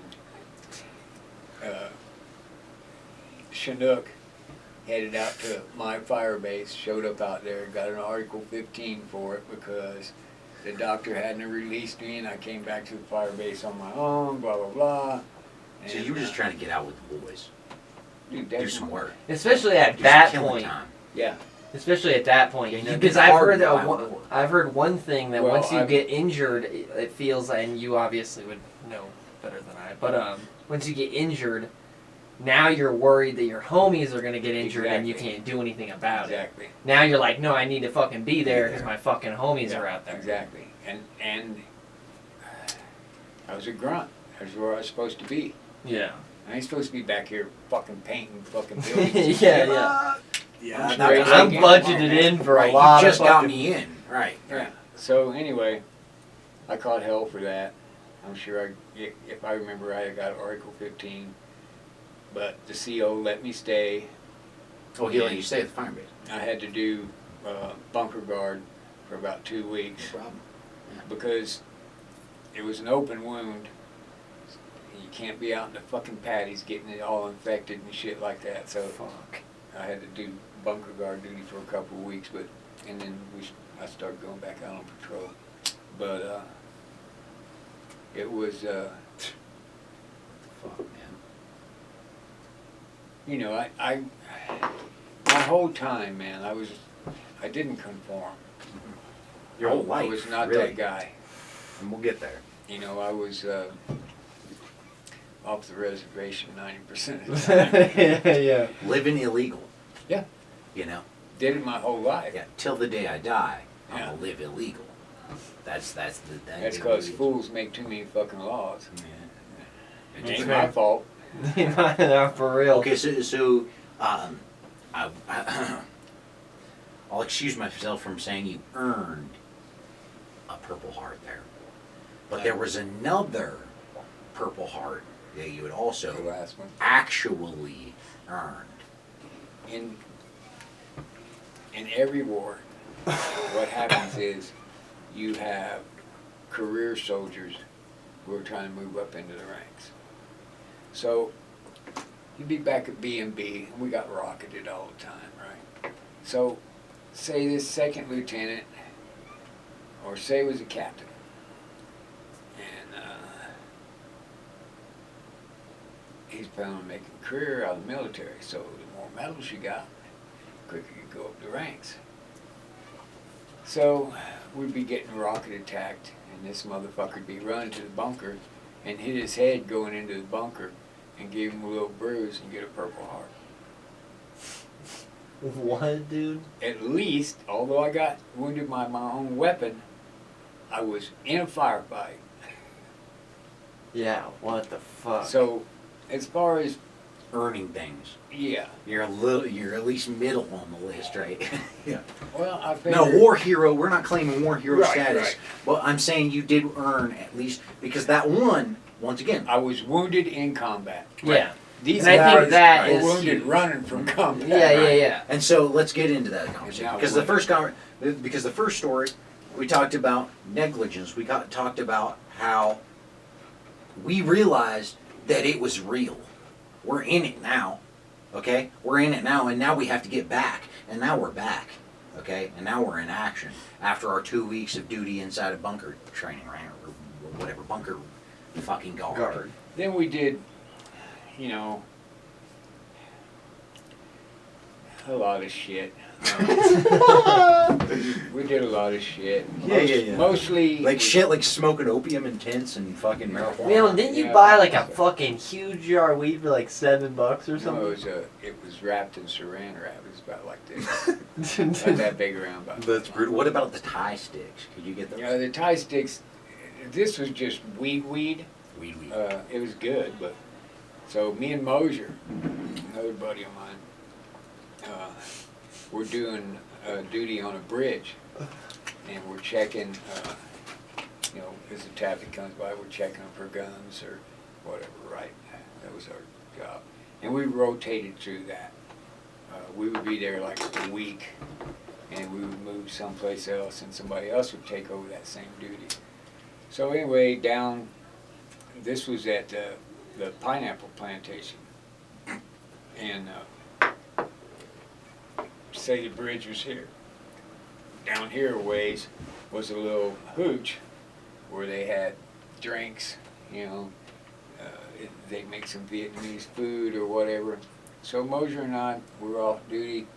We decided to stroll down there and have a look-see. So we go down there, and they had Coca-Cola, which was hard to come by. Really? There's another Coca-Cola story in there, but I won't get to that. But so all the ice in Vietnam had rice straw in it. Well, the ice. Yeah, because they would, I don't know what it was, but there was rice straw. Just like Every little piece bits? of ice I ever saw. Yeah, little pieces of straw and shit. What the fuck is that? Fucking Anyway, third world country. So we go down there and we sit at this table. They had 2 tables in place. It was just a, you know, most of the hooches that they put up, they would do it close to where military personnel were to sell whatever they could to the military. So they were made out of like split tin cans for siding, shit like that, you know. Wow. So That's anyway, innovative. we were sitting at this table, and we finally get the message to the woman who was working there what we want, and she brings us these 2 glasses that hadn't been washed in 150 years, and pours us some Coca-Cola in it. We're sitting there sipping on the Coke. Look up on the wall, and there's 2 shelves, one above the other. I'm sitting there looking at that, and I'm like, what the fuck is that, man? And so I get up and walk over there, and it's fucking weed, dude. I'm like, Mosier, come here. He comes over there, he goes, what the fuck, man? So we finally make her understand how much, you know. and it was $8 MPC, military pay currency. And so we Which bought was not it. a dollar. It was a fucking. It was like Well, a note. yeah, in MPC it was $8 MPC. Okay. Okay. Go ahead. So And so you buy this shit. So we bought it and we split it right down the middle and stuffed both of our cargo pockets full of weed. I found a corncob pipe, so I carried a corncob pipe and a big old pouch of weed on me. That's through the fucking rest of the sick. time in Vietnam. Did anyone care? Like, could you, if you were to, like, let's say you were out, like, on ambush or whatever. No, you didn't want to. Oh, you don't smoke on ambush. Okay. Let's say immediately you don't smoke on ambush. Hey, Um, you don't smoke on ambush. So let's say you're, like, out. Daytime Whatever. patrol. Okay, daytime patrol. take a break. You pull out a corncob pipe Yeah. in front of your CO and The hit some CO weed. wasn't there, just my platoon leader. Right. Okay, oh, your platoon leader. And Would he's he care? smoking dope with He you. didn't give a fuck. You didn't care. Okay, yeah. So you could just smoke weed as 'Cause long you're as you're just not trying in to- front of, like, you know, at base in front of the Right. wrong person kind So of. you're just trying to stay alive. Yeah. Yeah. He's just trying to keep us all alive. Oh, That cool. was his, You and good, I had, you a, good, I you had a good. good second lieutenant. So you got a Most good of them were leader. Shit. You had a good leader. Yeah, he cared about us. Do you think that kept you alive? In some sense. Yeah, he wasn't always with us, you know. Right. But But he tried to keep after you. oh yeah, Yeah. yeah. And so, if you don't mind me asking, how many firefights have you been in? Just a rough estimate. 3 or 4. 2 or 3, maybe 1. Four altogether. Yeah, Okay. but they weren't all like the first one. First one's just like fucking. Sometimes we would be on patrol, and we would take enemy fire, and we'd hit the dirt, return fire. You They- get ambushed. Yeah, That's what you're saying. and they would deed him out. They would take off. So really? As soon as you lay down suppressive? Yeah. Okay. Well, it was harassment. Okay, let's do this. Let's do it. I got a whole bunch of Viet Cong over here, or in VA, Mm-hmm. and they have their scouts out, right? Yeah. Well, they didn't have the same quality communications as we had, Mhm. right? So what they would do is they would catch a patrol, or say helicopters landing and letting troops off, and instead of trying to send a runner back over here, they would open up on us, so we would return fire. Now they already know, right? So Okay. a lot of times they would just fucking open fire on us and haul ass. We couldn't see them because they were, you know, these were in, you know, they were firing from cover. So we just light the place up, and And send them packing. yeah, They just dip. Yeah. Guerrilla warfare style. right. So, in those scenarios, do you think Every once do in you a while think it was get one or successful? two. What would you say? Do you think it was successful? Their tactics? Would they wound almost every time that they just opened fire and they came out? They Every ambushed once in a you. while somebody get hit, you know. And how'd that feel? How was it? No, but seriously, Sounds like a seriously though, therapist. like when you're fucking. How does that feel to you? No, but seriously, when your homies got hit, and you're, because when you witnessed your homies getting hit, or your homies, I say that loosely, right? You see them getting hit. You maybe sometimes you have to drag them into cover. Maybe sometimes you have to fucking apply first aid until the medic gets there, or whatever. You always have a medic on an 8-man patrol. You always have a medic on scene. Okay, so you're holding pressure until the medic gets there or something. Have you been? Medic's right there. Medic's right there. Very, Yeah. very. Because it's 8 men and they're all together. Yeah. Right. And so, have you ever been the guy holding on to a dude when he's going out? Dying or just bleeding? Maybe just bleeding bad enough to be like, holy shit, if he thought, right? I've had to apply tourniquets. Yeah. In a real situation. Onto the arm or the leg? Leg. Yeah. In the thigh, like Yeah. when it. Did Yeah, you make I sure guess it's not, obviously. was it up high leg? That's the first thing they ask you. Are my nuts all right? Yeah. So you check to make sure, yeah. Yeah. Okay, good. I didn't. You can tell. You know. Yeah. It's like, God, dude, it's Yeah. by your knee. But that's it. Relax. That is the first thing every fucking body, including me. Oh Last time I got hit, you know, it's like, Last. are my nuts all right? Yeah. Well, I need a cigarette. I would too. Yeah, it's tell like us about- after it's like tell after us- sex. You Yeah, know? tell us about this time that you tripped a wire, and you earned your second Purple Heart there. Well, this was after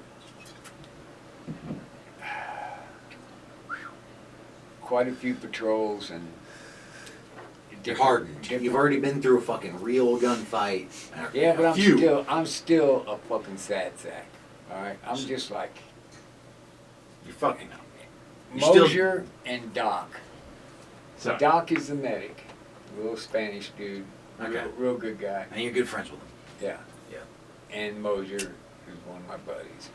And we went into this village. Actually, it wasn't a village, it was an encampment, Viet Cong encampment. And like I said, there were cook fires still burning, clothes hanging out, blah, blah, blah. They had just hauled that. So I don't know what I was doing. Probably cracking jokes, acting a fucking fool like I always did. And Mosier goes, "You're gonna get yourself fucking killed, man."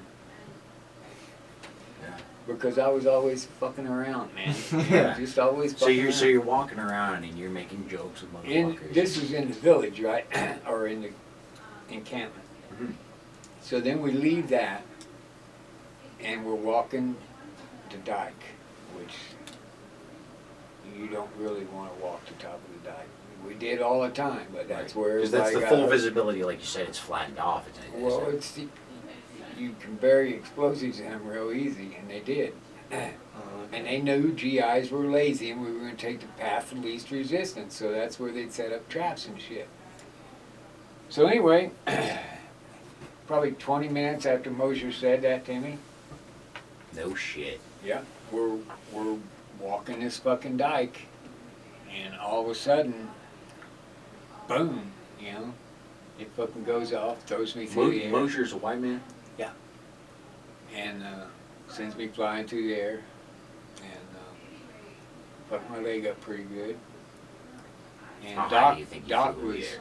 How high do you think you oh shit, man, it probably threw me probably 15 feet, something like that, flew? Vertically. across the paddy. Okay, horizontally 15 feet. Yeah, I don't know how high. I mean, I just Right, you went once off I the side. set up, I saw the dike and I saw where I'm at. So I'm saying that was 15 feet that it took me. Not how So high. instantly, right when you landed, you were still conscious. You were still just like, oh shit. I was out for like probably Seconds. 5 seconds, Okay. maybe, Okay. Down two. just from Concussion. the concussion and everything. And Mosier was right behind me, Doc was right behind him, so they got on me pretty quick. I never felt any pain from it. There. Right? Because Doc was on me with morphine. I was still in shock when I got the morphine, so when you're in shock, you don't feel nothing anyway. yeah. You know, not that kind of shock. And so like I said, you know, first thing I said is, do I still have my nuts? And then, who's got a smoke? You know? And then, next thing I know, the medevac chopper's there. They put me on a chopper, take me to 3rd Field Hospital in Saigon, and cut my pants off and take me into the operating room, operate on me, and then I'm back in a bunk, and then the next day they operated on me again, and sometime that afternoon a lieutenant colonel came in with a Purple Heart, laid it on my chest and said something, I don't even remember what he said. Some bullshit. Yeah, So some you just bull- got hit with shrapnel? Well, It's a full mortar. yeah. A tripwire mortar, like a pipe, if you will, pipe mortar that's laid into the ground, fashioned is very IED style. It was a big iron skillet that was packed with C4. Oh yeah, I've seen that in design. Yeah. Okay, and they probably got the C4. It was real C4s back then. Oh yeah, it was our C4. Yeah, they stole it from you. Yeah, okay. Holy shit, man. Yeah. Okay. And, So did you ever get back into the field after that second promote? Okay. I was too fucked up. Okay, so you end up getting, once again, the psychological game comes into play. The second time you've been legitimately injured, okay? Okay, so you, in the hospital, your leg, it got hit directly, and it was basically... Actually, both legs, but... And when you look down at it, you said your leg was totally all round, correct? Yeah. Yeah. What do you mean by that? It was like, instead of being straight, it was like this and flipped over. Yeah. So twisted and broken backwards. Yeah. Both bones were broken and just probably this much meat and skin Was holding the leg on. holding it on. Yeah. Yeah. Holy shit. But you didn't feel anything. You're just Didn't trip me out. And so what'd you say to Moger? Nothing. Nothing. You're like, I'm on my way out, brother. Yeah. Oh yeah. Shut my mouth, I guess. Yeah. Yeah, that's pretty rough, man. Because that's one thing you always taught me throughout my life is don't be a fuck around. Yeah. And it's in my blood. I will say that. Be but, serious about Be serious about serious shit. Yeah. When you're driving a car, drive the car. Point. And a lot of people do not. Mm. Tim, for instance. Timbo. So after you get out of the Army, when's the first time you buy yourself a gun? As soon as I hit the street. As soon as you hit the street. See, the thing about it is Reese brought up a point earlier that's pretty important. It's like, you get real close to those guys. They're like family. I mean, literally like family. Or even more closer, possibly. Yeah. In most cases. And, because you do things that family don't. You know? Right. So, for years, I thought that I tripped that booby trap, but I didn't. It was a guy in front of me. Those things are on 8-second delays. So he tripped the wire. I just walked into it. So that was one thing that I never even thought about it until years later, and I'm like, Right. It's shit luck. Yeah. It's not how bad you are. No. In any engagement, really. And I could have been whistling Dixie at the time. It wouldn't have made any difference. But the thing about it is like he brought up, you carry the guilt of leaving your people behind. And according to the psychs, that's my PTSD, is the guilt. Yeah. And it drove me crazy for a while. Once I got back to the States, I was totally off the reservation. You turn your back, I'm a gone motherfucker.